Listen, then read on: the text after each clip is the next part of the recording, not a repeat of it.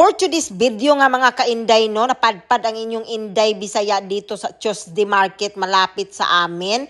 Dahil nga talaga bibili ako ng mga halaman, ay siya bumili na din ako ng mga prutas, saging, munggo at mani. Dahil favorite ni Inday Bisaya ang mani, ay Diyos ko, hindi ko talaga mapigil na hindi bumili. Dahil mura nga lang din, siguro hindi pa ako naka 1,000 pesos dyan. So anyway nga, dito na ako pumunta sa mga halaman.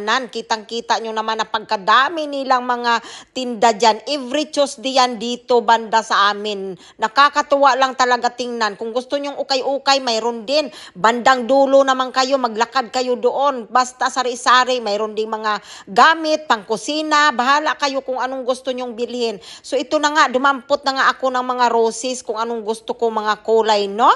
Tapos nakabili din ako ng orchids sa araw na ito. Napagkamahal pala ng orchids nila, lalo na yung sobrang ganda ang halaman. Gusto ko sanang bumili ng yellow na yan na sobrang lago ang halaman. Diyos ko, nagulat ako sa presyo to, 1,000 to 3,000.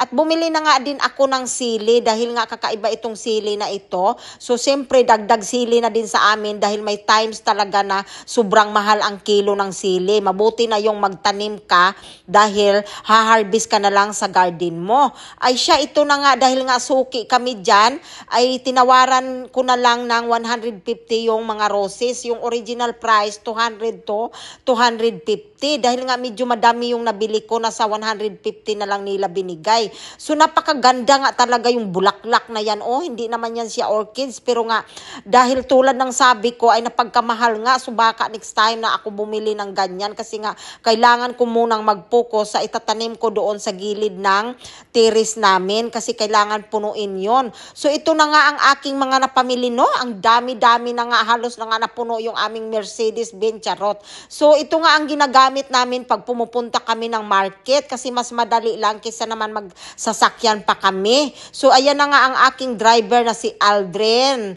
Tabatsoy charot. Ito nga lang ang ganap namin for today. Thank you for